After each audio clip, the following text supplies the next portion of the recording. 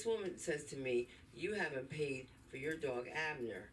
And I was just like, first of all, must have the wrong family, because this is the Black Zaffron family. We ain't got no money to bury people. How do we have money to bury animals? Do you understand? And that's when I found out that he had an ex-wife. Isn't that funny?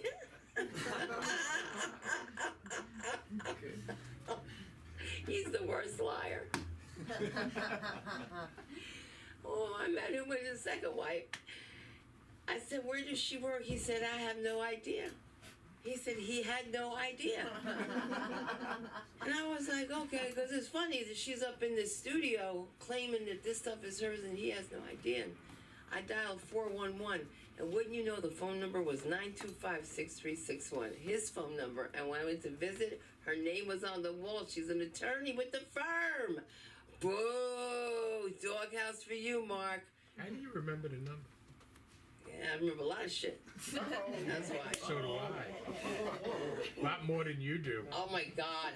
I was stalking him with my brother one night, okay? And you have to understand, my brother and I have different moms, first of all, right? So Jason's like, "I know one thing, we could get killed up in here." And I'm like, "Why?" He's like, "Because I'm black, that's why."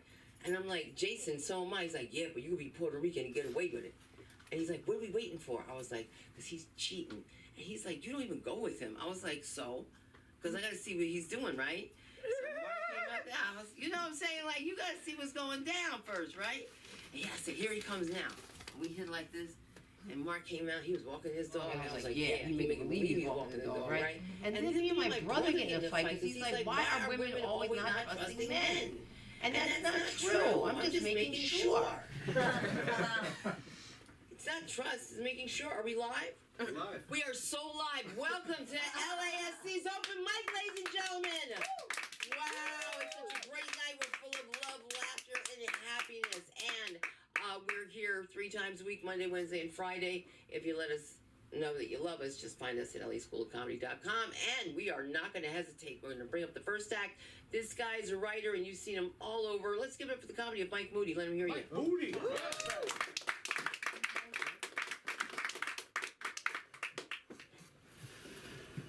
Hey guys. Hey. I did all that just to like get the mic out of here. It's Monday, right? It's the beginning of the week. That's cool. How's it going? You guys good? Yeah. All right, cool. A little bit about me. My name is Mike Moody. I grew up with my grandparents. Growing up with your grandparents is cool, man. Growing up with your grandparents is the only time you get beat. And then you ask them if they okay. You're like, "Are you alright? I hear you wheezing." Do you know what it does to your self-esteem to get beat by somebody who's on the prayer list at church? You're like at church, and they're like, "Pray for Michael's grandmother," and I'm like, "She's fine. She's just not here." I love comedy. Comedy's fun. I enjoy comedy so much that I'm like not even paying attention to my friends like doing normal things in life. I'm so detached. I was talking to one of my friends. He had like his son, good friend of mine. He had a son, and he hit me up on he called me like 2-3 days after his son was born, and I was just like, "Hey man, like I got a couple of jokes I want you to listen to real quick. Tell me if you hear any tags, man. I just want to know what you think." And he was just like, "He's 2 days old." And I was like, "Please, this is important to me. I just want to know what you think." Okay. All right, so I don't know how like you guys are. It's good, right? This feels good. Yeah. I like it. I just want to make sure.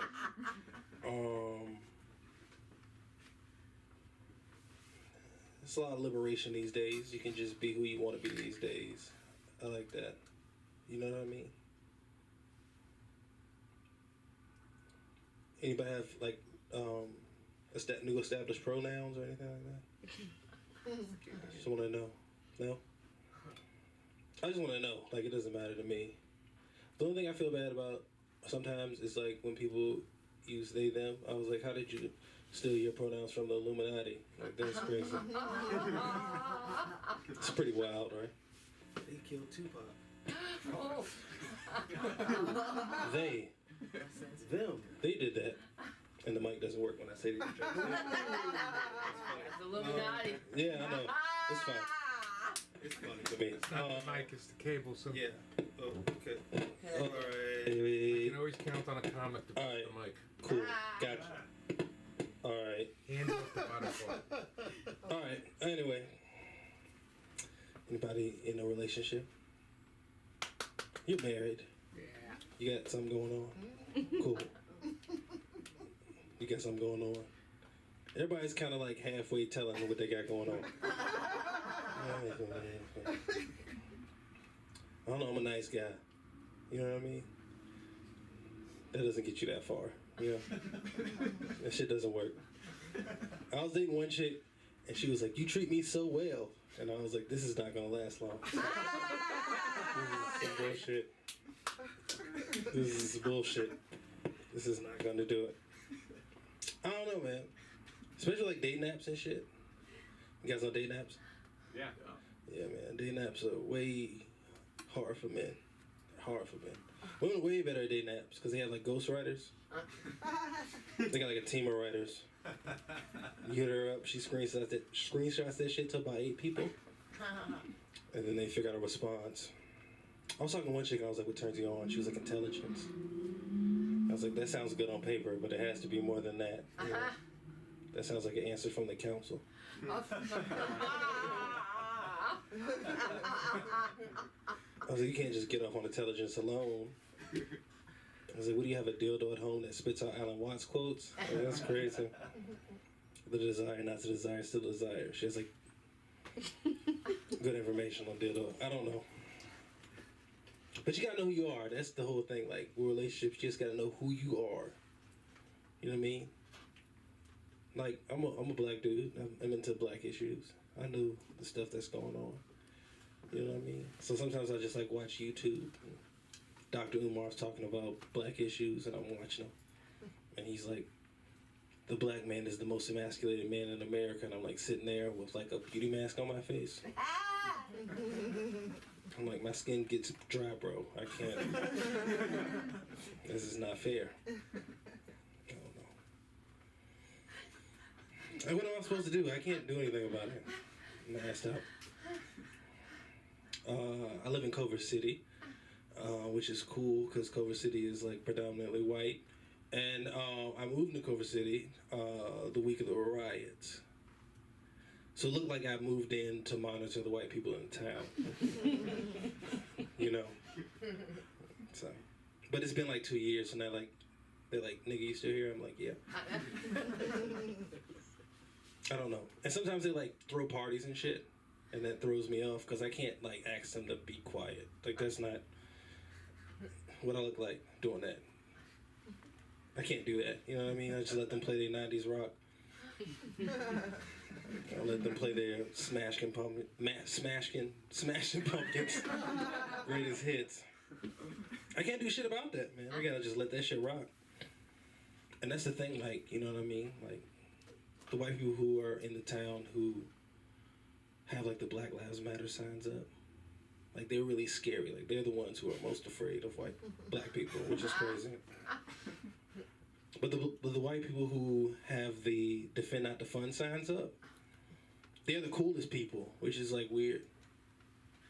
I don't know how I'm supposed to like fucking process that. I get it, because cops don't, they're supposed to exist. They can't just like not exist at all, you know. I feel like certain white people treat cops like certain black people treat Jesus. When they're like, "Hey, he hasn't done anything for me personally, but it's nice to have him around." You know, for holidays and award shows. So, I guess it's fine. I don't know. Talk about black issues, that's kind of like, who cares these days? That's like the oldest problem in the country. I'm big as fuck. I saw a fight at the W, like the hotel, on somebody's phone, and my friend showed it to me, and she was like, "What a shame." And when I watched it, I kind of got excited, I was like, LA's back, we can go back outside. You know what I mean? It was something about the black people fighting no mask. It was a very retro vibe. I kind of like the vibe. Can you imagine if you worked at the W though? Like all this social change, you got to go back to the break room and explain that shit a little bit differently. You know what I mean? Hey, look at all these crazy fun black. Whoa. Could you move your hand up? Okay. Oh, okay. All right. Anyway, so I'm trying to get it right.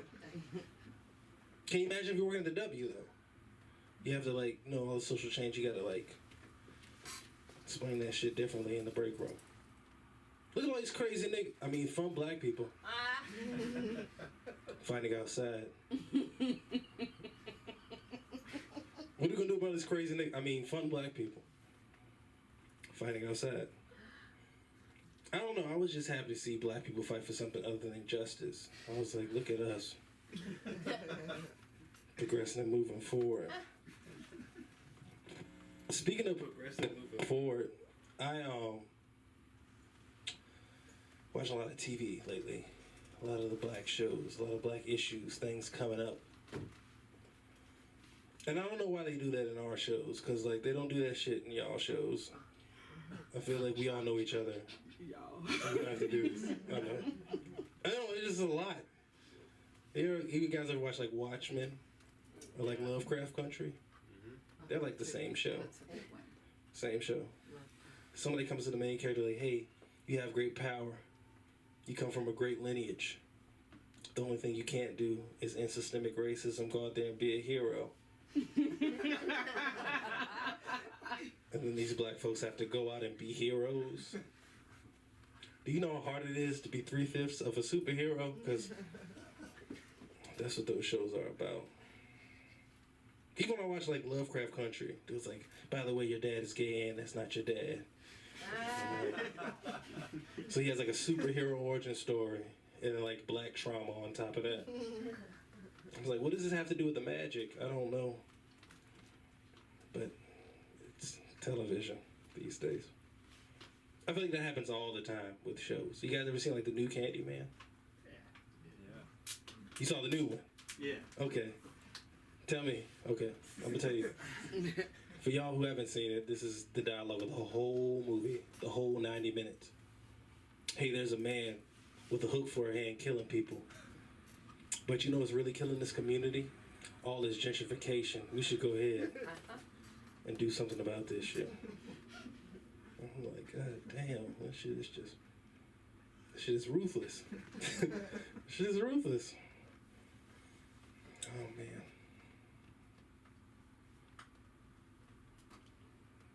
Anybody go to church? Yeah. Cool. Did you guys go to church during quarantine? No. I always thought it was interesting during quarantine when they were like still asking for money at church. I thought that was odd, right?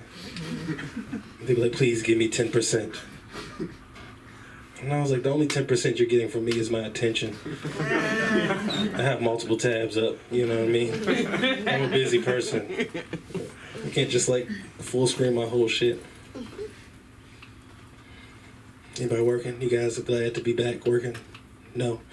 Alright, so I don't know, man. We spent so much time not working, I realized that we didn't even need to work for the world to exist. Anybody working at a startup? Yay. Anybody been in a cult before? They're the same thing. You walk in and they're like, this guy's a genius. And you're like, what the fuck are we really doing here? And then that person goes off the rails, and then we have to like adjust to their demands because they run the show. And everybody's like, what happened? It's like, we were following a PDF, but now we're just winging it. You know, I just want to make sure that we're there. But jobs are complicated. And if you're good at your job, that makes the world way more complicated. You know what I mean? Do you know that the lawyer that got Bill Cosby out of jail is a woman? I'll let that sink in for a couple seconds. I don't have that much time. Do you think her friends ought to have a good time at brunch? They probably fuck her up at brunch. They're like, how was work, bitch? Keeping the weirdos on the street, I see. She's like, he paid for this. And then they all have to humble themselves and drink drinks that are technically bought by Bill Cosby. So I told you guys that it's complicated. Thank you guys so much.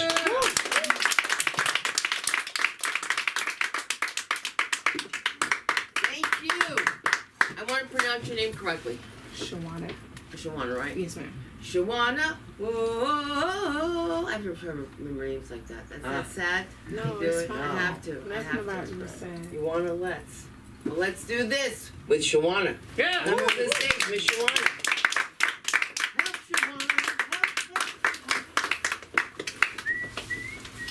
I just want to appreciate the acknowledgement that you did know how to pronounce it. Oh. That means a lot to me. It's the reparations I'm asking for white people. Read it and say it right. One time and one time only. I have so much on my fucking mind, y'all. So I'm gonna eat this to me. Let's see. My job is ending. Okay, I work at Maggiano's in the Grove. Rick Caruso is becoming the mayor. He also owns everything. So he decided to shut us down and decided to build a 20-story high-rise. It takes 20 years to finish. People have been working there for 20 years. And they tell us that right after they give me the keys to produce a comedy show. They're like, yeah, you can do it. I'm like, yeah. Then next week, they're like, we're all losing our job. I'm like, what? Can y'all help me sell these tickets to the show? No. May not have a place for the show? No. But that ain't the problem. I think the problem is I work with senior citizen servers. And I feel so bad for them. Because, like, what other place can they go at and be bitchy? Like, seriously, I have this old white dude. He swear he's a producer, director, and he does a lot of movies, and he's at Film Fest. I've never seen none of it. He's 68. He come to work, and he says it every fucking day. Like, I'm like, hey, are you coming to my show? Oh, I gotta go filming. It's in the desert, honey. And I'll be like, really? That's what the fuck you gotta do? And the fact that I feel bad about your bitch ass not having a job is bothering me. It's really bothering me. That bothers me. Everyone's drinking. And I gotta go to work and be in a good mood as a black woman. I think at this moment, I deserve a bonus. You know what I mean? And like, what is that check called where they let me leave early but still pay me? A supplement? Whatever the fuck. I need that. Because I really want to cuss everybody out. Because they're like, what are we gonna do? Bitch, you gonna go fucking look for a job. Like, what the fuck? It's every fucking day, and I've been working every day. And they're like, what are you gonna do? I'm like, right now, I'm gonna sell this pasta. Okay. You feel me? I'm gonna put this lasagna forward. You get me? See, can I get $100 by telling them, yes, we closing. This is your last pasta. And keep fucking moving. I hate it. It ain't just white people, but y'all know how y'all. I got 2 white friends that we talk about every fucking body. That's how I know I'm not as Southern as I used to be. I have found my reparations in discussing with my white friends. Everybody ain't shit. They're like, I'm just gonna build furniture. One of them, I'm like, really? That's what you do. The other one, like, I'm just gonna be an actor, and I'm over here like, I'm gonna smoke a blunt and figure this shit out tomorrow. Okay. The fuck.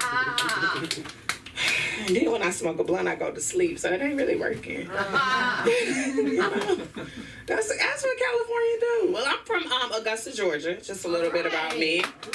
Very small, very segregated, but yet together. I was raised by someone very fair-skinned, so she was a passer. If you don't know what that means she was me, but she looked like you. You know, just like you. So she was able to allow me to be raised in a mansion in the daytime, and then I had to go to the projects at night. It was like a very interesting switch because she was their cleaner. She was their maid. She was their chef. She was their everything. So that always gave me a weird mixed emotion about color. Like, it really didn't matter to me as a kid. But I was raised by someone older. So when I had to go home to my young mother, she always let me know them crackers exist. And I never got that shit. You just left them crackers house, didn't you? Well, yeah, you don't take care of me. It's the crack epidemic. What you want me to do? Who else is going to love me? So regardless, it bothered me, but it didn't sink into me until I got graduated graduated college. Like, I had dealt with racism, carrying Bush administration, tomatoes, cars, toilet tissues, all that shit. But it's like, it's no big deal. But when I went to Atlanta and went to get a job at a restaurant in a neighborhood that's predominantly white, and they denied me. It wasn't that they denied me. I'm okay with being denied. I gave her my application, and she looked at me, looked around, told my friend, we don't hire her kind. Bye. I was like, oh, okay, cool. My kind ain't here. Ain't nobody else here like that. My friend was like, no. I mean, like, if it's not my kind, you know, I'm like, maybe it's someplace where my kind is. You know, maybe I should go apply there. My friend is Asian, and she looking like, bitch, no. Come back. I'm like, let's go find my kind. Maybe in the ghetto or something. I ended up getting the job anyway because my little Asian friend was like, fuck that. Listen, Shawana, don't let people talk to you like that, okay? I was like, I don't get it. She was like, I can't believe racism still exists. I'm like, is that racism? She just don't like my kind. I'm so confused. Then it started bothering me because I started to see it more and more. I'm like, so I'm not your kind. You're not the people. You're just different white people. It's a different type of white person, just not regular people. So I was like, I'm gonna move to California. Fuck this shit. They ain't got no racism. And I can smoke all the weed I want. I moved to this motherfucker.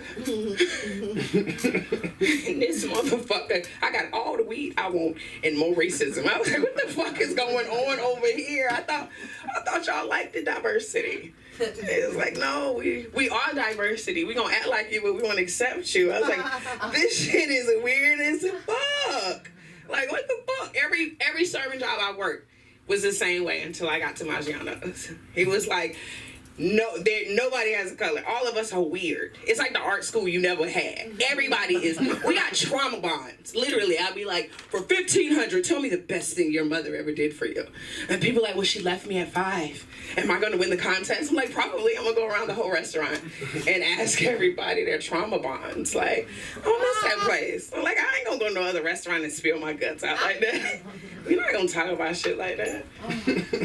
That shit's going to hurt, but it's going to be cool. It's going to be cool. My show is Wednesday. Y'all pray for me. Yeah, where? At Maggiano's. Oh, Okay. Yeah, it's for the Make-A-Wish Foundation. All right. So, me and Moody will perform it. Be performing. So, if you want to get tickets, go to Maggiano's, go to the events. It should be Eventbrite, huh? Or you can get his phone and scan it. yeah. It has kicked my ass. I wanted to do an all-black show, but I realized, again, there's some diversity there, right? So all my friends are white, so I had to diversify everything because I wanted everybody to have everything, and then I got these senior citizens, so someone prayed for me. I'm not going to say too much because the show is Wednesday. That's telling their business. My girlfriend dumped me through text message. That's the juicy part. You think that's bad? Well, she Afro-Latino. I think it was just a Tuesday for her. It was. And you know what's so fucked up? Because I'm realizing the more in life I pay attention, the more everything is the fucking same. Like, everybody, all of us are fucked up. And I hate that shit. So she breaks up with me. I'm basically at work. It was the next day, but I'm a whole woman, so I'm still bitching. I'm basically at work, and my manager, I ain't touched the bottom. So you say. Who you texting? Can you see? Actually, you made me go to look for a new cable. Please. Because I wasn't jacking it off like everybody else. I noticed that too, buddy. I had that feeling. Like, I'm over here like, stand here, hold it like this, don't say nothing, don't have Mark give you the eye, okay? I wasn't giving it, but I get your point. Okay. I had the same response. So yeah, like she that mic threw me off. It just wanted to get into everyone's show, didn't it? Wanted to show up its own. So my manager, she was like, "Are you okay?" I'm like, "No, my fucking girlfriend broke up with me through a text," and I'm telling her with all these emotions. Can you fucking believe that? Like, and then she gonna text me, "I'm sorry," and gonna call me, telling me I misread the fucking text. Can you please forgive me? No, and my manager like, "Why not? We do it all the time. Who the fuck is we?" Before I knew it, this is how I'm talking to my manager. I was like, "What do you mean?" She was like, I've done that to me. And I said, "That's why the fuck you single." And I don't mean no motherfucking harm, but that's why you're going to be a single mother forever. She mouth dropped. I was like, oh, I could lose my whole job at this moment. I just had you're not her, are you? We're not together. My bad. But bitch, get it together. She was like, the next day she came, she said, "You got me bothered." I didn't realize that was a problem. Bitch, I'm bothered. That you women think it's not a them. You can't break up with people and have miscommunication and say it's normal. It's not fucking normal, psycho. It's toxic, a little sexy, if you got, you know. But it's not the sex we want to do every month. I'm like, every 6 months, throw this in there. You know what I'm saying? But let's not do that. And now I feel bad because every time I see my manager, I see my girlfriend. I'm like, you don't fucking listen. It's crazy. It is fucking crazy. It's the last days. Everyone's stressed, even her. So I'm like, okay, this lady comes in. She's like, I want to speak to the manager. I call a manager. She says, where is she? We tell her. All the managers tell this one little spicy bitch where everything is. She's like, okay, I'll be there. 45 minutes later, I done to just pay for the whole meal because she never went. So me and the other manager was like, hey, Kate, where were you? You didn't call me. The fuck? Yes, we did. If you did, I would have remembered. I said, you're just like my fucking girlfriend. Again, here we go with this dumb shit. I was there. She, weren't you there? And she just walked off. She was like, you guys are crazy. I was like, no, you bitches is crazy. And that's how, I don't know why I'm gay. I didn't choose to eat pussy. That wasn't, I would have chose some dick and just been okay, calm, maybe a little sad. Been bitching up here like some people the whole time, you know, but... You know, I'm like, but we all the same, I guess. I guess if I can handle you as a manager, I can handle her as a girlfriend. That's all I'm trying to say. Because you do pay me, so maybe she'll pay me something else. Oh, the last thing I want to say. My mama don't like me. I should have led with that. I just realized she don't fuck with me. I just moved into an apartment. I know that's random. Where did it come from? I had to, because I had to go. But listen, my mama don't like me, and I just realized that, and I got to go home tonight and write a letter to myself. Because I was like, hey, Mom, why you don't never come see me? She lives in Georgia. I live here. She's like, And I'm like, maybe she hear me. Hey, Mom, why you don't never come see me? One more time. Mom, why you don't want to come help me move? She want to whip what? Hi. What? Just ask. I said, if you don't like me, just say that. Like... My girlfriend done for me. You won't come see me? Like, I ain't got nobody but Moody, and I feel bad for him. Because he done got cussed out all week. I have to tell the truth. I have to get it all out. I done cuss that poor baby out every day. He's like, are you okay? No, I'm okay, but I'm not okay. So I'm asking him, I'm okay, okay? Because, again, all of us bitches are crazy. My name is Shonda. That's my time. Thank y'all. Where can we find you? She wanna laugh at IG. Yeah, that's where I'm at. I'm on IG. And she wanna laugh. Like a girl who wanna laugh. L-A-U-G-H? Mm-hmm. L-A-U-G-H. All Thank right, y'all. we got it. Yeah. See that? Oh my God, she's gonna be giving us marriage advice next. You know, I always tell these newlyweds, every woman should say the same thing to her husband first night. You know those words. Wait, stop. It's just too big. All right, guys. I already shared that with you. Come on, I would never make that up. But, you know, we do have...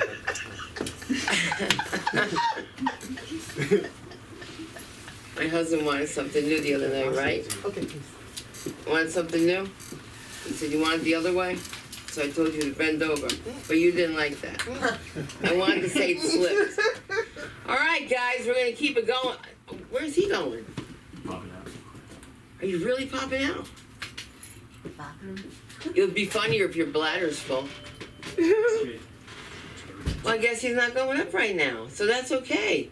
Because let me tell you, we're not going to be sad because we're still in the house with Patty. Hey, ho, that's me. Hey, ho.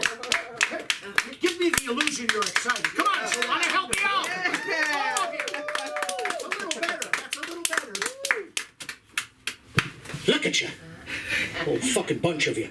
Well, is there anything good on your phone? I remember, give her a round of applause. She was so wonderful. Yeah, I remember a couple of weeks ago, you were alarmed because someone had told you weren't kidnappable. Yes. What a terrible thing to say to someone. You guys, she's kidnappable, isn't she? Come on, give her a round of applause. Kidnappable, you got to be either fuckable or rich, right? That's what makes you kid. Now, I haven't seen your bank account, but you're kidnappable. I would repeatedly kidnap you. With consent, of course. I would kidnap the fuck out of you. Mothers! How about mothers, man? Right. Mothers, they know your buttons because they installed them. Oh, yeah, my mother, wow. She died a little while back. Either that or she's been ignoring me for the last couple of years. But if you knew my mother, that would not fucking surprise you at all. Oh my God. She had a borderline personality that knew absolutely no fucking borders. None whatsoever. She would say crazy shit, you know. She's terminally Catholic. She would just say fucking crazy shit at, you know, she'd say, vaguely religious sometimes just terrifying. She'd say, Patty! You know the way people treat you when they think you have cancer? And the way people treat you when they want to fuck your sister are exactly the same. Mommy, can I have a Pop-Tart? I'm fucking hiding from her. If I would hide with my little dog from her, she scared the shit out of me. You know, she was my mother. I mean, you only get one. You don't get a choice. There's an Armenian over there trying to walk up. Come on. Let's get her around it. She's adorable. Come over here. It's our own Armenian Bradley Cooper. Give him a fucking round of applause. Come on. There you go. He had to piss so badly. I don't know if you know about Armenians, but they're born with 3-day beards. It's a fact. Both him and his twin sister. Sharona, you looking for something, Sharona? I am. Oh, okay, all right. Well, don't mind me. I'm just up here trying to do stand-up. So don't think of me at all. Go ahead and find whatever you're looking for. That's okay. Give Sharona a big round of applause. Yeah. Wow. Hey, listen, guys. I'm glad that you guys are still here. Just as fucking sexy people. And can I tell you this? I feel very strongly when I say this, that anybody that's here is better than anyone that's not here. Is that okay? That's good. Can I get some love for that? Yeah. Yeah. What were we talking about, my mother? I can tell. She's my mother. I can talk about her if I want to. She would say vaguely Catholic stuff to me, like, she would say, hey, Patty, you ever notice all the pro-abortion people have already been born? Once again, Mommy, can I have a Pop-Tart? I mean, here's the thing. Like, I'm like when I come here to open mic, it's like going home for me. You know, riddled with insecurity and self-doubt. My mother was. She would say, like, towards the end, she would just go up to random people, anybody, and tell them she voted for Obama. It's like, Mom, you don't have to tell the waitress you voted for Obama. And here's the sick part. She didn't vote for Obama. She would have never fucking voted for Obama. Oh, no. She just said that because she liked the look she got out of people. My mother was an immigrant, a very strict Catholic, and a devout racist. Oh, I know you think those things would be mutually exclusive, but sadly, no. No. If my mother saw Barack Obama walk on the water, she'd say, I told you they couldn't fucking swim, Patty. Sorry. I've got to tell the truth. I've got to tell the fucking truth. I'm an immigrant. I came here when I was about 8, right? And I left Belfast, which was a civil war going on there. It was fucking terrifying. You know, if you want to, you guys might have your own civil war here soon, and you can report to me. But yeah, I grew up in the Civil War. It was the most violent city in the world. Actually, my uncle, sadly, was killed by an Irish car bomb, which was ironic because that was his favorite drink.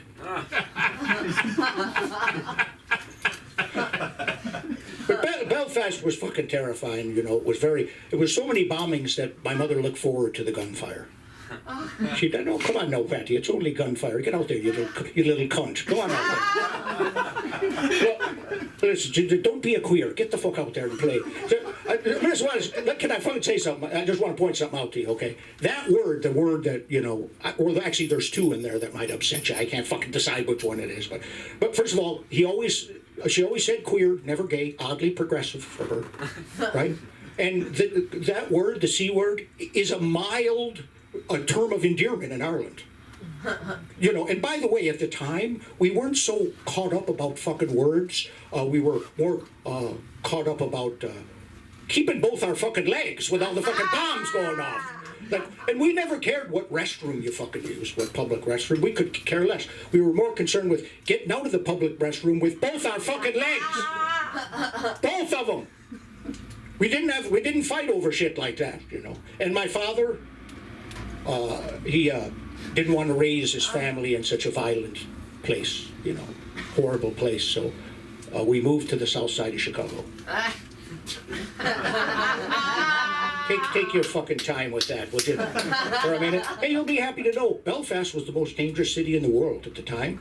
We moved to Chicago, which was violent for American standards, but at the time not violent at all compared to Belfast. But guess what? You're number one again. Oh yeah. See, you guys are it amazes me what we trip over. You know what I mean?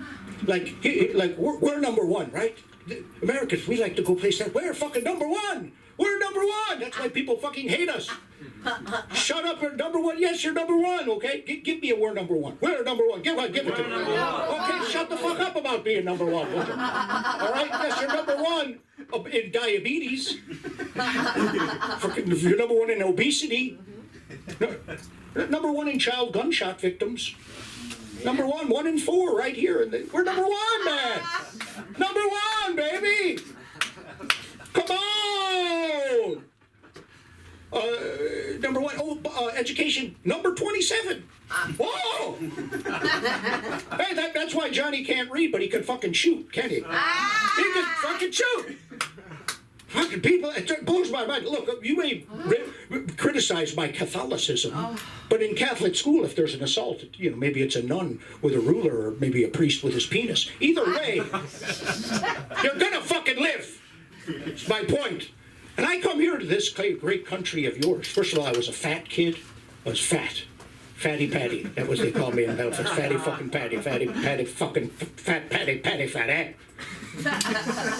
So I come here to this country. You guys have words. They said, oh no, you're not Fat Patty. You're just husky. It's like, why would you call me a dog's name? You call me a fucking dog's name, a husky. I said fucking husky on my pants too. I'm like, what the fuck could they put on their pants? Then the other thing is, like, in Ireland, there were 2 types of people. There were Catholics and there were Protestants. That was it. I never heard anybody called a color. A human being called a color to like him. I never heard anybody called white. Now, by the way, we only had white people there at the time. I mean, but we learned to kill each other over Jesus. So you'll be happy to know for about 400 fucking years. If you get to know each other real well, you can learn to despise each other for other reasons. Is what my point is. But I never heard anybody called a color and I've got to clarify something. I left Ireland in 1971, and there was only one black Irishman in the whole country. Just one. His name was Philip Lynott, and he played the bass in Thin Lizzy. It was a very famous band at the time, Thin Lizzy. Tonight there's going to be a break, a very big band. I loved them. You know what we called him? Catholic. I had to come all the way here to the land of the free and the home of the brave, where all men are created equal, to discover my newfound whiteness. Entitled me to a whole bunch of shit. Yeah, white privilege is true. I can see it because where I was born, it didn't exist. But I got it now. Oh, fuck yeah, I got it now. I don't know what the fuck I'm going to do with it. I don't know what I did to earn it, but I got it now. In this country, even Helen Keller had white privilege. She was just completely fucking unaware of it. Like most people with white privilege. Just not aware of it. Like, for instance, I can go anywhere and people don't, like when you look at me, you don't see an immigrant. Because your media hasn't built it in your head to look at me and see an immigrant. Watch Fox News. They have lots of segments. Well, if you don't. I'm not telling you what, but if you do, lot of sections, a lot of episodes about immigrants, none of them fucking look like me. I wonder why that is. Like my wife. Could be a pigment of my imagination, maybe. Hereditary skin condition. Like my wife, her parts come from the Philippines, but she was assembled here. So she's constantly complimented by older white people about her wonderful command of the English language. Oh my God, you speak English so well. Where did you learn to speak English? Rancho Cucamonga, bitch. And because I have this face a lot of times, people, you know, that look like me will look right at me. And they don't see an immigrant, so they'll say just fucking, you know, people that look like me. They look right at me and say evil shit about immigrants. I was at Fuddruckers. Fucking delicious hamburgers at Fuddruckers. Out there in Rancho Cucamonga. Fox News is on the TV, and this guy in front of me turns around, he looks right at me. He says, I didn't come here all the way from Ireland to see this great country overrun by immigrants. I said, Dad. Tucker Carlson is lying to you. He's a fucking liar. But my dad's taking the Kool-Aid, man, you know. He's an immigrant that's been here a long time. And, you know, they drink the Kool-Aid, you know. He's fallen by the wayside. And we have a different way of looking at ourselves, the Irish, because we really don't give a fuck.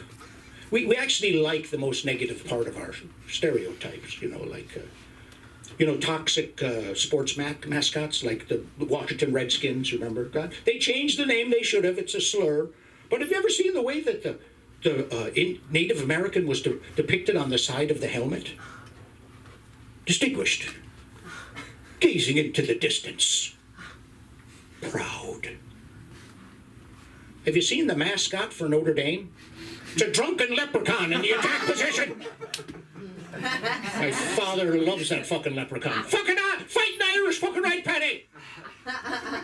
Now listen, I'm gonna wrap up, but I'm gonna give you. I think I may be the only one here, but I'm gonna share. You look like a good group of people. Let me share this with you. This is the Irish know this amongst ourselves. I'll share it with you. Come in, lean a little closer in. All right. People think that the Irish, that we love all leprechauns. That's pretty much true. But there's one leprechaun that we cannot stand. The Lucky Charms leprechaun. You know this leprechaun? Have you seen this leprechaun? See him on the TV? They're out after me, Lucky Charms. They're magically delicious. You can hear my father from the other side of the house. Fuck! That's how Irish people say fuck. Fucking queer leprechauns on the television again. Fucking queer leprechauns on dope. He's on dope. See, anybody my father didn't like was on dope. He's on dope!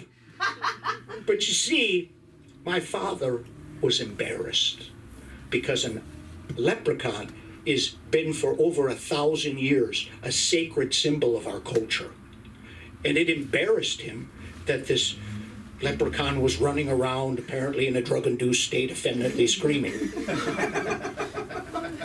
You see, the Lucky Charms leprechaun is kind of our Flavor Flav.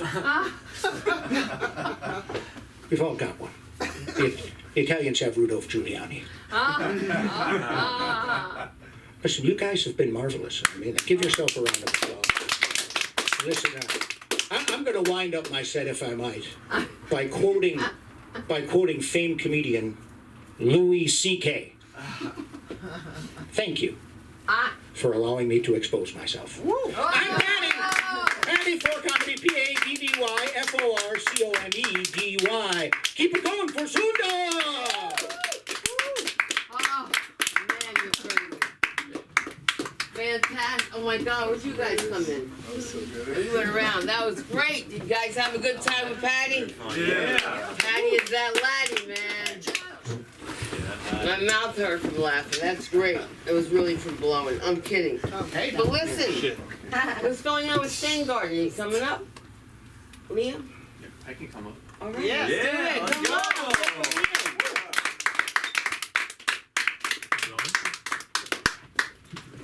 How y'all doing tonight? Good. This is my first time up here, so please feel free to laugh at me or hold all laughter until the end. So I don't really know how to start this, so I'll just dive right in.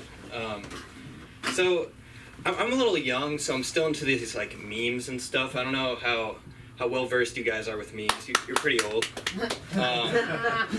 So there's been this meme that's in circulation. It's about a nightmare blunt rotation, and I don't know.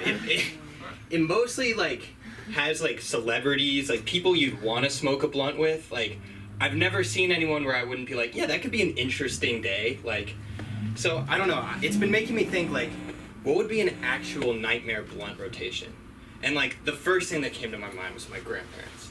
Like, I love my grandparents, but I hate my grandparents. I'm from the South, so like, I feel like half the time it would be just listening to my grandpa just rail against like critical race theory, and then like, I don't know, not a good time. And then, you know, I was like, all right, you know, got the old people, you know, maybe keep with the theme. A lady with Alzheimer's. I don't know if you know anything about Alzheimer's, but they forget a lot. It's pretty much the whole thing about Alzheimer's. So I was just thinking, you know, just some lady, you know, she's just there like.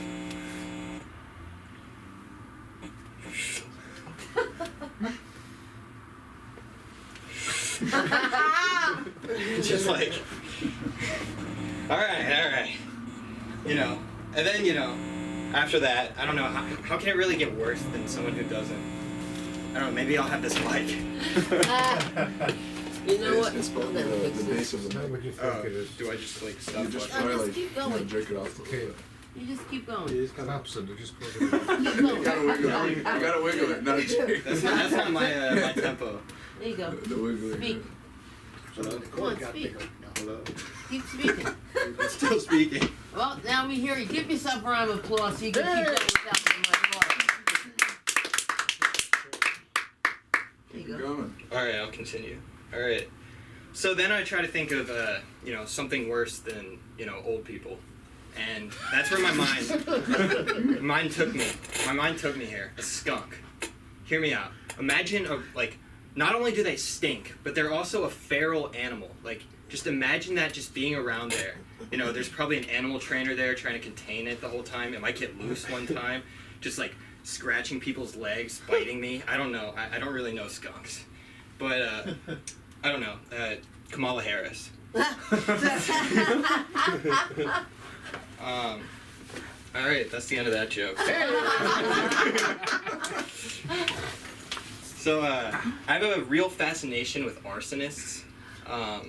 Not because I am one. I'm just like, I'm like really into fire and destruction. So anyway, I like to think about stuff. Like, you guys think before? Anyone think? Yeah. Good. So I was thinking about, I was like, how do those people get into that shit? Like, there has to be like something to trigger that in their head, like some gateway fire, you know? You know, just like that gateway burn that just happens. And I was just like, what is that first moment like? Like, do you think they're out there with their dad, you know? They're just cooking s'mores and they just like stare into the like the flamey abyss and they're just like, I like this shit. Just like, goddamn. You know, and then like, how do they hide that shit? Like, you think that there's like a closeted arsonist out there, or many closeted arsonists? You know, they're just in their closet burning Post-it notes, like. And then like, when they're ready to come out to as their like true selves to their like parents, you know, they're like, Mom, Dad, I burned down the shed. Oh. And who knows? You know, maybe their parents are accepting of them. They signed them up for an arsonist internship. You know, maybe there's a community of arsonists. I don't really know. You know, maybe is there any camaraderie between like fellow fire lovers? I don't know. I just like to think.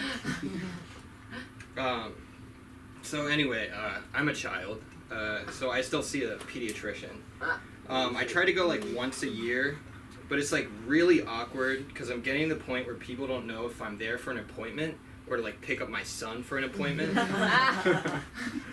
So it's like me and a bunch of people who just got back from a sleepover at Michael Jackson's. So every time I'm there, I'm like, oh yeah, this might be my last time. I'm an adult now. Never is. And at the end, they're always like, oh, do you want a lollipop? Of course I want a fucking lollipop. Yeah. Yeah, so like, anyway, I got those yearly like appointments where they check your dick for like cancer or some shit. And, you know, I always try to like break the ice with that part and be like, oh yeah, this is my favorite part. And, you know, some good old sarcasm here and there, you know. And one time a doctor beat me to the punch. I don't want to relive that moment. But I was like, either you like a good old fashioned like flaccid penis, or something nefarious is going on. Last time I went, they asked me if I was comfortable with a woman doing some investigation, and I was like, yeah, I ain't scared. I lied. I tried my line, and she didn't really fall for it. And it's really creepy when you're like looking at someone in their workplace as you undress, and you're just like, this is my favorite part. And of course you're up there for like 15 minutes before, like talking yourself up, like, is it cold in here? It's really cold in here. And like, you don't even have that much competition, because like I said, Michael Jackson, like really young. And, I'm in an office with a bunch of fucking toddlers, basically. So I pull out my, like, 2 to 9er. It's, like, somewhere in the middle. I'm just gonna leave some up to interpretation. And it was cold. And it was, like, silent in the room for a bit. And then she was like, do you want a lollipop? Fuck yeah. Yeah. So, speaking of dicks, when I was younger, I saw my father's. I don't know how many of you guys have ever walked in on your parents. Sure. No? Yeah. It's a great time. So, it was Father's Day. I was young. I was ignorant. I was exploring. And I had this like weird thing when I was younger where I would like go into their room at night and turn off their TV because it helped me sleep or something. It was a weird perverse ritual. And basically, it was one night. I walked in, and, just, like, opened the door, and I was like, what the fuck? Like, why is it so big? And it was, when you're in that position, you don't really know what to do. You're just like, please just carry on. You walk back in. My dad comes into my room. He was like, Liam, me and your mother, we weren't doing anything. We were just like, I was just kissing her goodnight. I was like, so it was flaccid? What the fuck? And like, when I tell people this story, they're like, damn, it must have sucked, like, seeing your parents in that position. I'm like, no, it sucks seeing myself in this position. And then he told me, it was like, never like come in when the door is shut. So now I'm just, walking around in my house, seeing the door shut all the time. I come home from Sunday school. I'm like, what the fuck? It's 9 a.m. Yeah, that's my time. Yeah. Tell us your name when they can find you. That's my time. My name's Liam. I guess you can find me on Instagram. Liam.Strumminger. Okay, Liam dot Strumminger. Strumminger. Strumminger. Strumminger. Yeah. Okay. Type of Irish shit Nice is that? job, Tip huh? or safe word. Strumminger. Oh, first time going on. This isn't real, is it? Okay, sorry, Wes, I didn't fall. Can we give it up for Wes who introduced us today? God bless you guys. And you know what? If you need a copy of your set, please make sure you talk to Wes. Please make sure. And we're gonna get the cable fixed, but all you have to do is just stand here and play around and make believe that's not broken.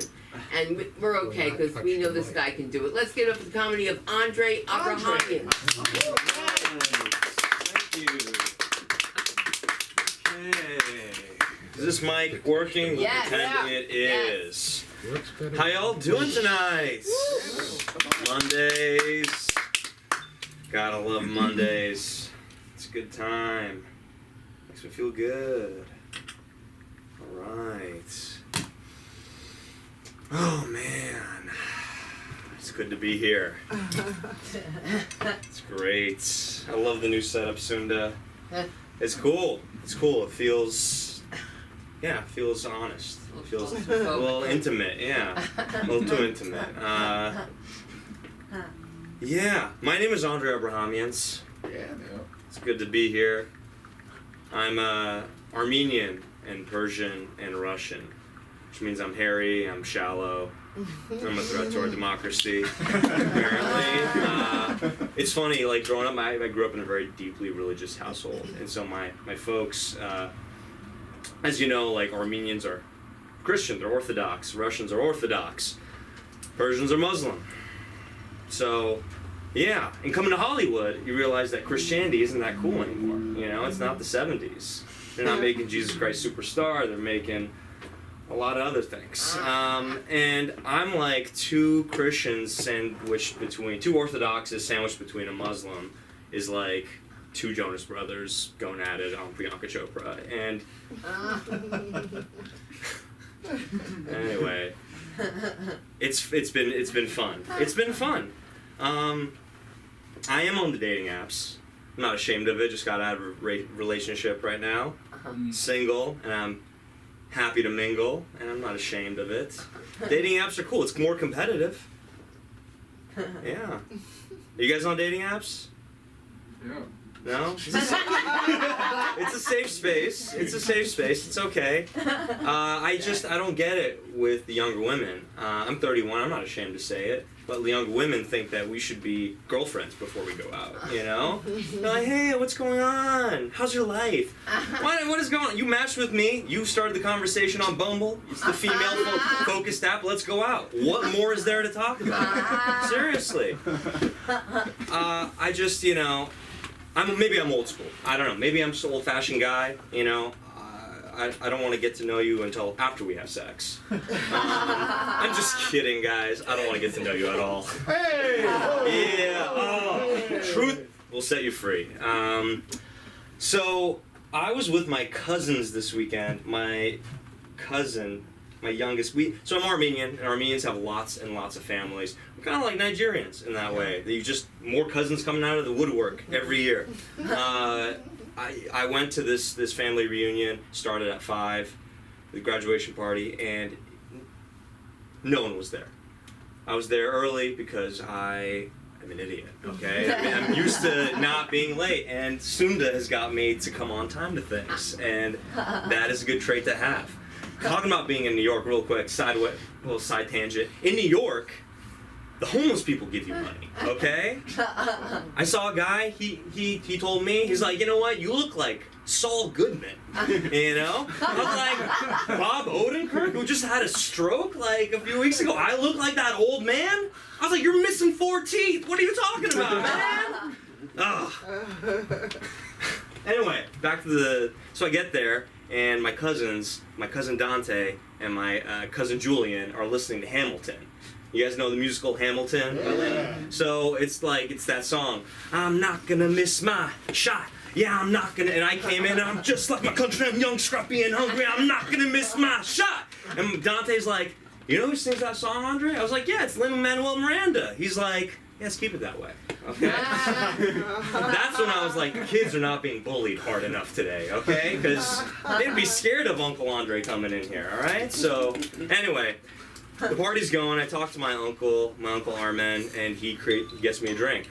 He got me a drink, vodka, lime, and ice, which, as he calls it, the Legends of Kremlin Falls.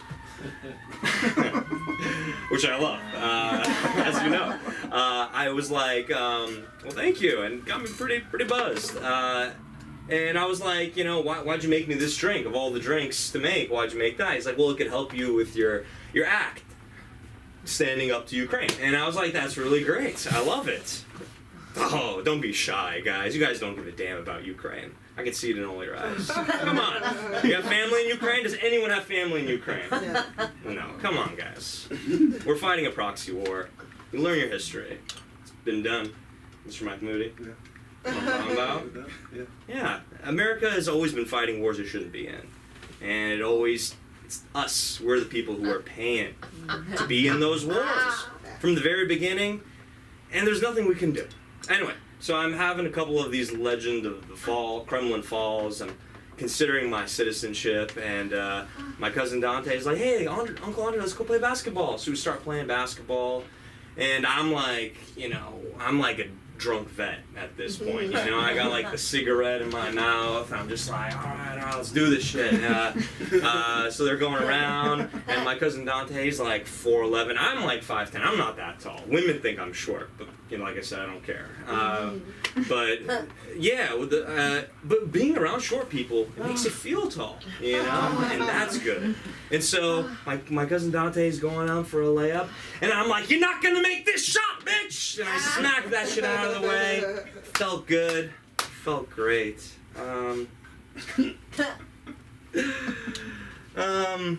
So Salman Rushdie. You guys know who Salman Rushdie is? He got stabbed on Friday in New York giving a speech about freedom of speech. Okay? And he said America is a safe haven. And if you don't know Salman Rushdie, he published a book in 1987. Yeah, and it was, it pretty much got a fatwa. Which, if you don't know your Sharia law, I'm your resident Middle Eastern attorney. Essentially, that's when the Ayatollah puts a hit. No, it doesn't say you should die or you shouldn't die. It's a ruling. They've had Sharia law for thousands of years. You would go in and say, hey, I have an upset stomach. What should I drink? Sharia law would give you a fatwa. They would say, have some Sprite. So this fatwa is not saying, the Ayatollah is not saying we should kill Salman Rushdie, but it's not saying we shouldn't kill him for his beliefs. And so Islam is a very touchy religion. As you know, no one's come out to defend him except for white people. Which is ironic, right? You would think there are other Muslim actors, performers. What are they saying? Nothing. Okay? So I see this and I say, this is just, it's just so terrible, So it got me thinking about, the last time I watched a good soccer game. More importantly, when I watched Saudi Arabia play Iran. Do you guys watch soccer at all? Sure. Good liars. You guys are good liars. I like it. My type of people. So anyway, so the game is going on, and it's like, Muhammad passes it to Muhammad, who passes it to Muhammad, who tosses it to Muhammad, who crosses over to Muhammad, and Muhammad scores! If you're just coming in, that's the replay of the 9/11 towers falling down. So, yeah. Come on, guys, it's been 20 years. Let's get it going. Take a joke. That's me. I'm responsible. Yeah. I'm kidding. Okay, a woman was flying that plane, obviously. Anyway, I say that all because I think freedom of speech is under attack, and it takes comedians think it's tough right now to get on stage and perform. They're scared. I say look at Salman Rushdie, okay? Like, he's not a comedian, and I bet his life is more in danger than our lives. I think we got it pretty good as comedians. Okay. I got you hostage for another minute and a half, so I'm just gonna take a quick... Oh, yeah! So I moved to West Hollywood. Yeah, baby. Yeah, WeHo, baby. All right. Now, when I say we, you guys say ho. We? Ho. We. Ho. All right, enough slut shaming. It's cool. But living, so I lived in Century City, and Century City was pretty cool because I lived in this really old house. It was 100 years old. They put a centennial sign on it, okay? And then I got a notice one day in the house, and I was like, what does this notice say? And it says, this house is old, bitch! It's dangerous! You shouldn't be here. You know how many ghosts have died here, So many actors are living here. But I do like being in West Hollywood because now, instead of being hit on by cougars, I get hit on by daddies, which is kind of cool. Except I'm going up the stairs in my building now, and this older gentleman, he's like rushing up there, and then I turn the corner, and all of a sudden he falls on top of me, and I catch him, and I'm like, are you all right? He's like, are you all right? And I'm like, I don't know, I don't feel your boner against my legs. Probably not. What else we got? In your 20s, you're getting hit up by women all the time. Liam, friend, I'll tell ya. Do it while you can, because in your 30s, they're gonna be gone. They're gonna be married and they're gonna be pregnant, and you're gonna be like, what is it, a Taylor Swift concert this weekend? What is it? No one knows.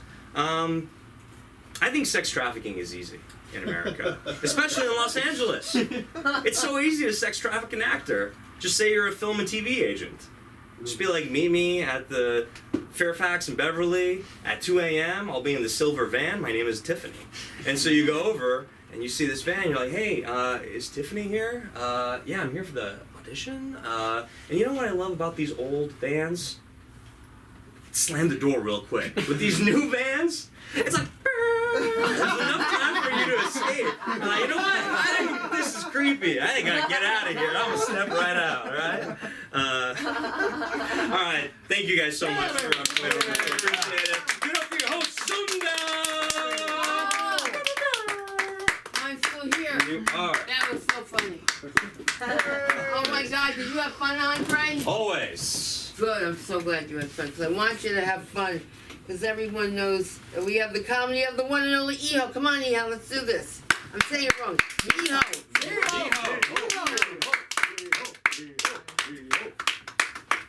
Alright. Hopefully it's filming something. That's a nice shoe. Oh, thank you. Oh, I left my note. How you guys doing? Good. Microphone is working. Doesn't matter, I guess. Oh, thank you. I always have a camera crew on my chair. Thank you. So I fucked my first Illuminati member. Like, I had a hookup, and then I don't have tattoo, so I admire people with tattoo, like with their commitment. I can't commit on anything, so I'm like, nice, you have a commitment, so let me know what it means, right? I nicely ask questions. So, what does it mean? What does it mean? So they love explaining to that, you know, men with tattoo love explain that. Then I'm like, oh, what is this one? He's like, oh, this is an Illuminati tattoo. I'm a member of Illuminati. And then I'm like, whoa, I never fucked an Illuminati person. He didn't hypnotize me or anything. That was like disappointing, but it wasn't too bad. He said, oh yeah, like I go meeting once a year and old rich people are talking about business. I'm like, is that Illuminati? Like, like kind of not exciting. We hype up Illuminati way too much. It's not that cool. So I go weird then. You mean Illuminati? Illuminati, yeah. Oh, okay, all right. Am I pronouncing weird? Illuminati. Oh, okay. That was humanity. It's Illuminati, though, right? Illuminati. I can't say it. Illuminati, yeah. Yeah, I can say it. I get applause for that pronunciation. I love being foreigner. I go dentist. My dentist is fucking weird, like sitcom dentist. I don't know how they still have business. Like they cut my mouth once, inside my mouth with the looter. They cut me, and also like the crown I ordered didn't fit. And there's a one dentist always like, well, I couldn't go to dentist for a while because, you know, American Medicaid, like just medical system is fucked up. So I couldn't go dentist. It's fucking expensive. And I finally go, and then the dentist is like, why didn't you come until now? You have to come earlier. Like, why didn't you come? It's terrible. Like, he tells me that every week. Dude, I'm aware. Do you think I'm not aware? It hurts. Like you don't have to tell me that. Eventually, I'm like, you don't have to scare me. Just can you do it, the job? Right. And then one day, they got a hot dentist. I'm like, my procedure is done soon, and like, you guys finally got a fucking hot dentist? Like, what the fuck? He put his finger in my mouth, and I'm like, don't take it off, just put it in deeper. Don't put it out. God, I'm way too horny. Never felt that horny in a dentist. That was nice. Yeah, I'm excited to see him again in 2 weeks when my crown is done. So, I grew up nerd. I loved anime growing up. Like, there's a we call Fujoshi means who is rotten, and Joshi means girl, like rotten girl. That was who I am. Like people, I identify myself as rotten girl, and I was proud to be rotten girl. Like rotten girl, what rotten girls does is we love gay porn. That's basically it. Women loves gay porn. That's like animated gay porn. So I was into it since I was 12.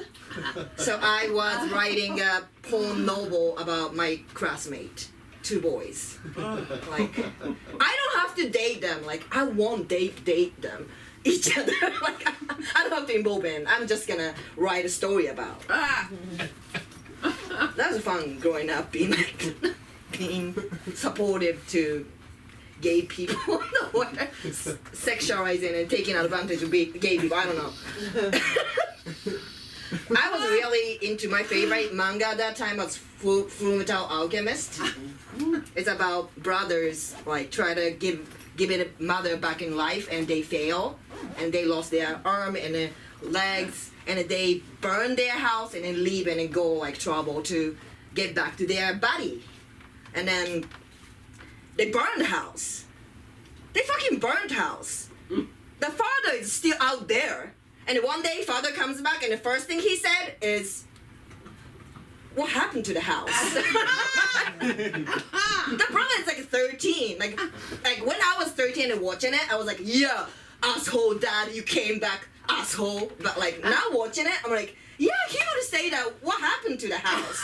Like, I just fucking burnt it? He probably still had a mortgage, you know? He wasn't there, but they were alive, so he was paying some amount of money. He was paying for the house, and the house is gone. Of course he's sad. Like, it's sad to be adult, you know? I can't enjoy that story anymore. No. Like I used to enjoy. I'm like worrying about their mortgage. So, I had a dachshund for a long time, and I'm so good at impersonation of my dachshund, but this ability never gets spotlight, so I just want to do it here. All right. This is specifically dachshund. If like you have dachshund, you will know. But like, it's specifically dachshund. Like that's so important. It's not just general dog sound. This is dachshund. I should learn some other dogs, and then I can. This is Chihuahua. Like I can show, and then finally my ability will be shown to the world. I guess. Yeah, useless. So I'm from Japan, and Japan has a lot of earthquake. I fucking hate that shit. That shit is scary. Like you have nowhere to escape. First time I experienced a very big earthquake, I was like 13, and I was with my friend. And the earth is shaking. It's happening. My friend is holding tall bookshelf next to me, and then I was like.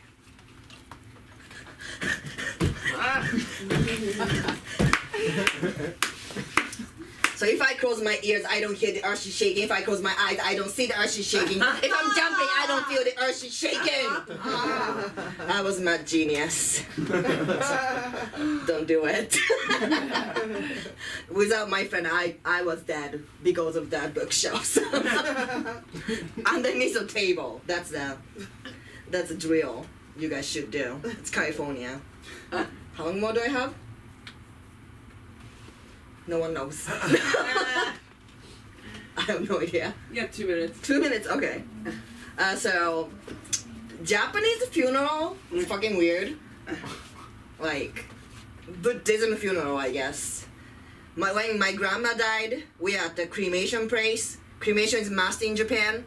So if you don't want to get cremated, don't die in Japan. It's illegal if we don't cremate. So we gotta cremate you if you die there. So we're waiting at the cremation place. So it's like 20 minutes, but we eat lunch. I don't know. We always eat lunch there. That was a barbecue bento. And who the fuck wanted to barbecue while human barbecue is going right there? It was delicious. Protein of the day. It was good. So after that, my grandma's body came out, like skull and like body bones and stuff. The lady holding box and chopsticks And she say, we're gonna pick up bones and put in a box. Why the fuck? I don't know. It's tradition. There's no need of explaining. So we moved in, and then at the climax, she's holding the hammer, and then she say, we're gonna crash the skull so it's gonna fit in the box. Oh my god. Who wants to volunteer? And my dad is like, oh, Miho, you are her favorite. You should do it. Yes, Daddy. Damn. I loved her. Oh my god. It was a great experience. Highly recommend to do it. You know, it fits because I squashed her skull. Very helpful. Yeah, that's why I left Japan. I don't want to go back there anymore. You know, I don't want to crush any more loved one's skull. This is my time. Thank you. I'm really happy to. Search every Miho Fuji, like MIHO FUJI, like a Fujifilm or Fuji Apple. Yeah. Oh my God, you are too funny. It just gets better. And just when you think it's funny and you want to leave, we are going to give you the comedy of Pete Rivas. Let's do it. Come on, Petey. Rivas.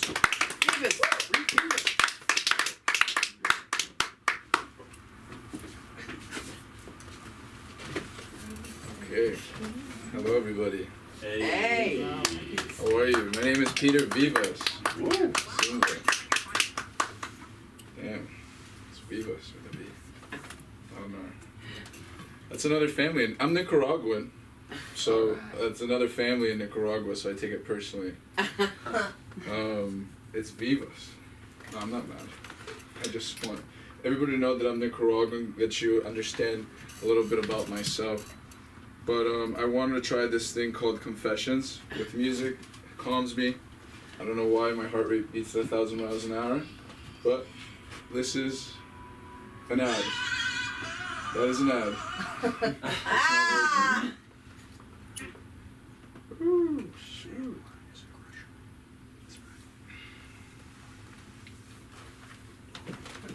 You're gonna need us all. Ah, shoot. Now you can take all those supplements you're taking. There you go. That feels good.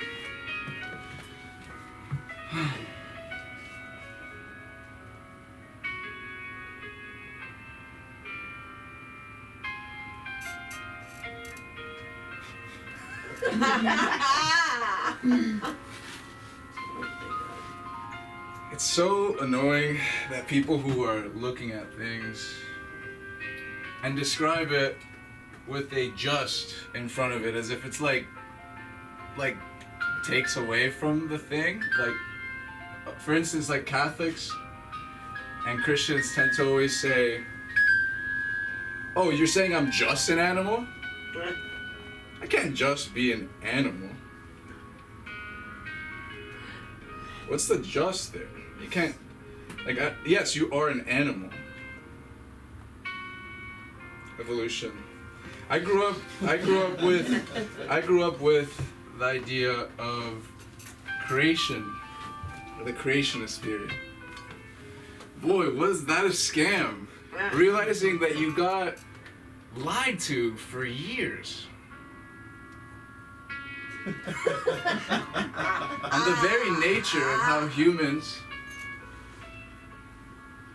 have evolved and come about.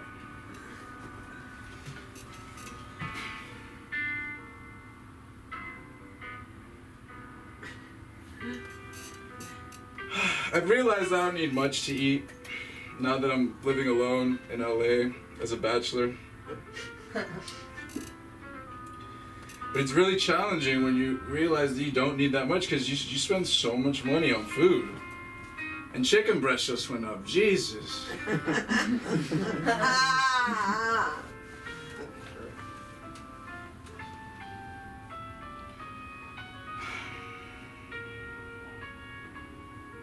So I don't buy spinach anymore because it's so perishable.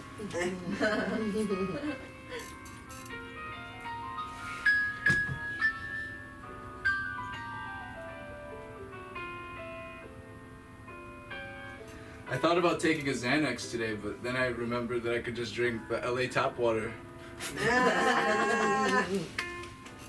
and relax.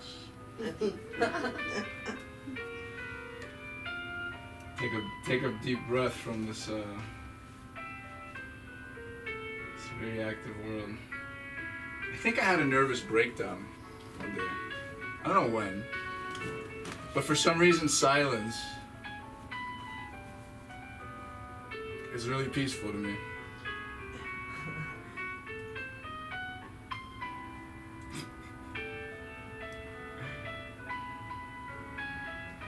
I have a grandfather who loves telling a story about his friend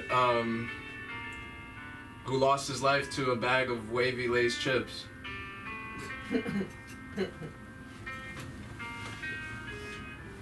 And everybody, he tells the story during Christmas, funerals, even birthday parties. Everybody, come on, G-Pop, what? Tell us the story. How did your friend die from the chips? Well, here, old kids, poor old Joe died from a bag of wavy potato chips. They are a butcher's knife. Here, you see here, them bags back then were made awfully tough.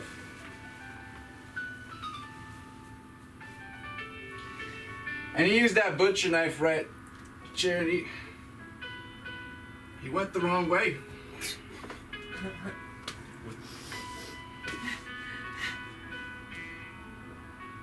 Tostino's chips are all he eats. Out of respect for his friend.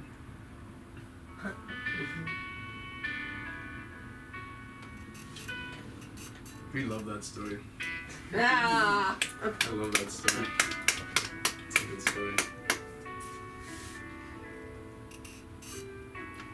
One time I was trying to buy drugs off of the dark web. And I got scammed. But it wasn't that I didn't get the drugs. It's that I was thrown into a whole loop in believing that customs had acquired said drugs. And I'm freaking out. What do I do, man? I don't want to get arrested. Prison? It's not for someone like me.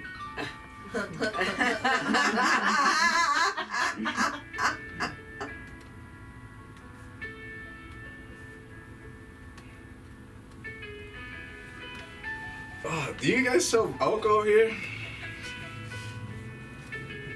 Whew.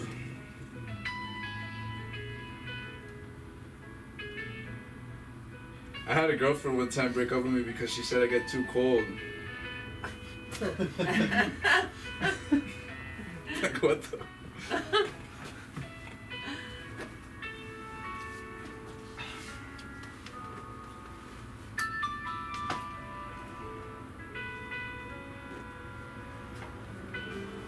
Corporate pizza parties. That was like a big thing when I was a real estate agent in Miami. And they did pizza parties.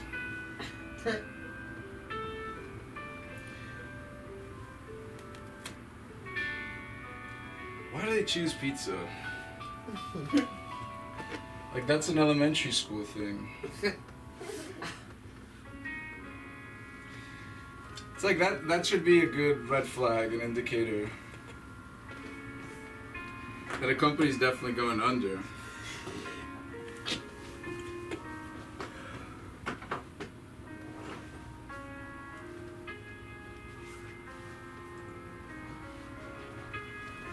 I love paying $20 for parking.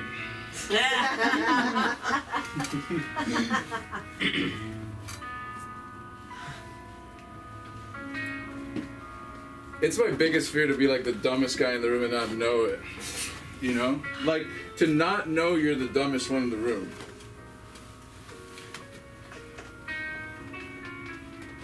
To not know it.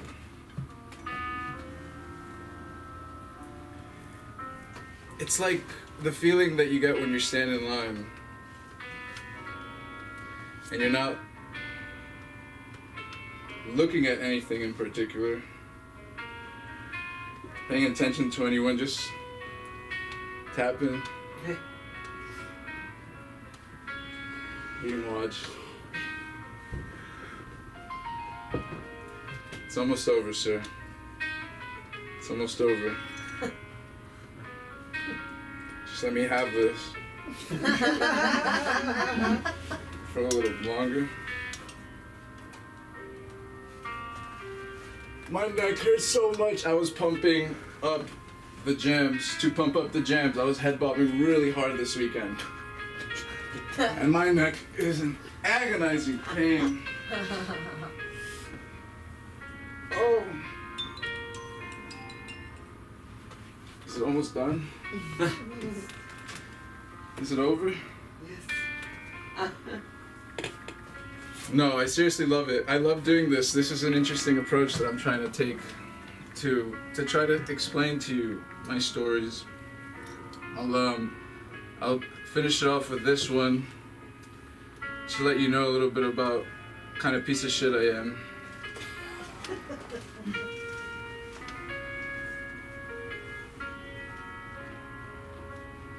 I one time said how thankful I was to my Coach G in front of a bunch of students. Can you guys guess what I said I was grateful for? I said I was grateful for my big dick. I did say that, but that wasn't really the most interesting part.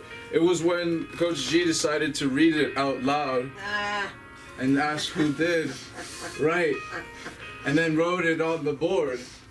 Who wrote, "I am grateful for my big dick." And I vehemently stood up and said, "I am grateful for my big dick." And I've been called Big Tiny by those teachers on my Facebook comments ever since. That's my time. Woo. Please subscribe to my YouTube channel, Peter Vivas. I also have a podcast called the Peter Vivas Podcast. Subscribe to it. Show some love. Yes. Woo. Yeah. Everybody should follow everybody, not just Peter Vivas. Were you going up? Oh yeah, my Instagram too. I'm just gonna double dip Yeah. here. You're gonna double Just dip? double dip. Peter Right. Vivas. PETRVIVAS. S. S. So many S's. V's. Yes. Hey, so three. many. Right, and I always say Viva because my daughter's a Viva. I'm sorry about that, but that's okay. Guys, I'm gonna head over to the Comedy Store because I have to. So, she's going. She said she wasn't going up. Now she's going up.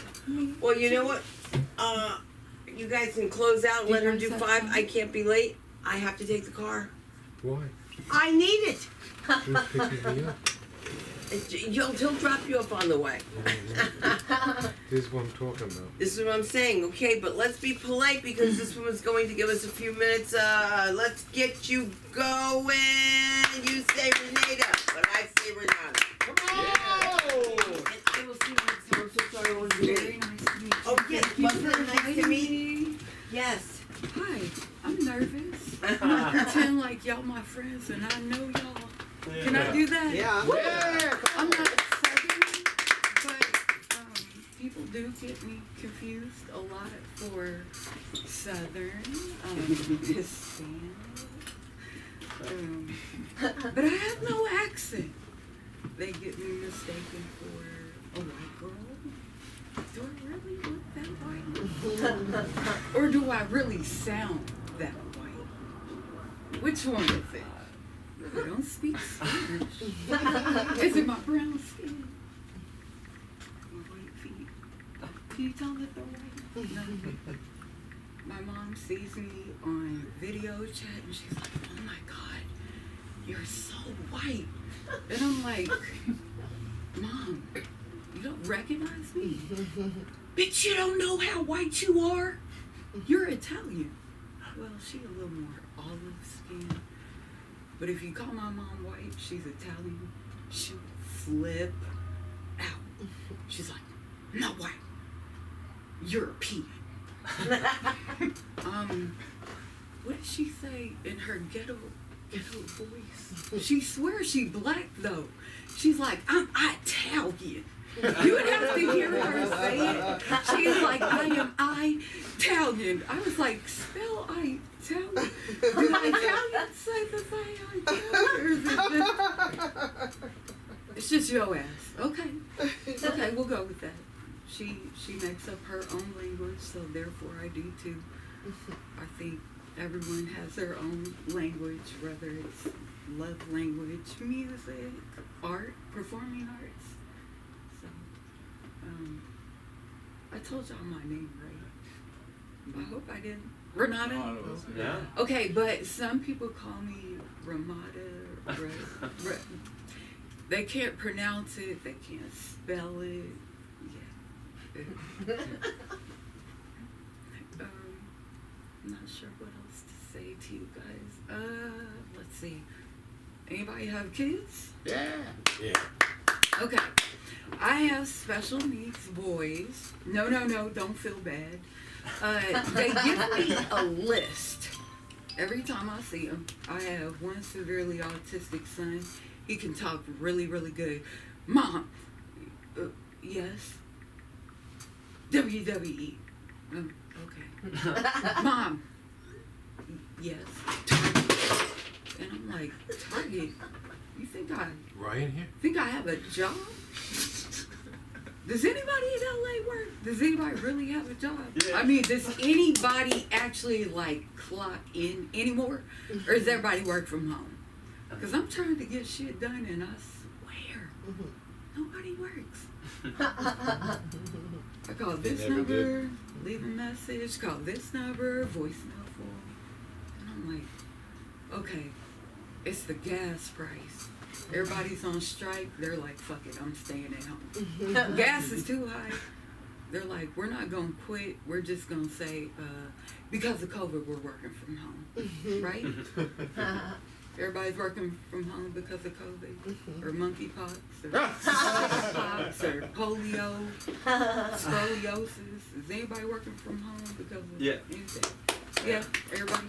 Okay, good. No. No? You don't like working from home? No. I don't like working from home either. That's why I escaped my house and I'm on stage. My kids are mad as hell. Do you know why? Because I'm here and I'm not cooking dinner. Oh. I know they are driving the caretakers at the house crazy. Like, when's mom coming back? Is she going to cook? Did she go to Target? Did she go to Amazon? No, I didn't do any of that. Again, they think I have a job. I think my real job is probably just making people laugh. Maybe. Maybe. Not sure. I'm just trying it out. We'll see how it goes. Is that my time? Or can I run? Or no? What? I didn't check the time. I think you're under.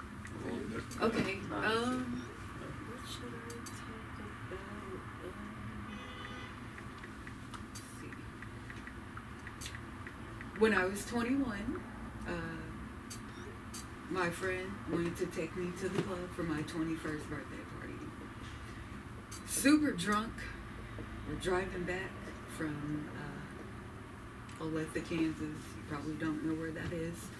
It's like almost the middle of nowhere in but a Kansas suburb.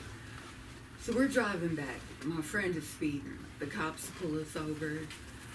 My friend's puking off the back. She said she got drugged, and so she's puking on the side, but I'm drunk and I can't drive. Believe it or not, the cops let us go. That was the good part. Or was it? Until we dropped off my friend, we get a little bit closer to my friend's house. I'm not gonna say her name because we're not friends no more. I don't want her stalking me if I do reactivate my Facebook because I do have stalkers. I don't know if it's the hair or I don't know. Some people have haters, some people have stalkers, some people have fans. You call them fans, haters, or stalkers. I don't know. So we get a little bit closer, and we hear something pow. And we're like, oh shit, we should stop. So I'm somewhat of a mechanic. Her tire's flat. And I'm like, oh shit, I can fix it. I'm a mechanic. I'm hype. I'm like, let's go to Quick Trip. She's like, for what? I was like, nigga, fix a flat. We can fix it with Fix a Flat. I ain't heard of Fix a Flat. Yeah. Okay. So I'm down on the ground. I'm like, girl, I got this. And I'm drunk as, you know, because it's my 21st birthday. I'm like far past a white girl, wasted, 10 sheets, 12 sheets, 50 sheets of gray. You know, I'm there. So I'm on the floor, on the ground, and then all of a sudden, a loud explosion. I mean, explosion. And I'm blind, and I'm like, oh shit, something happened. And I was like, wait, there's an explosion. And my friend's like, oh my God, my tire. And I'm like, wait a minute, bitch, I'm blind. Hold on, everything's black. And she's like, no, my tire. And I was like, no, I'm blind. My friend did not care that I was trying to help her. She didn't care. So this nice guy, he stopped. He's just drowning me with water. And my friend's still screaming, jumping up and down, my tire. And I'm like, bitch, I'll buy you another tire. Like, I'm blind. Can you get me to an ER? Like, bitch, I got money. You don't. I'm the one that paid for. I'm like,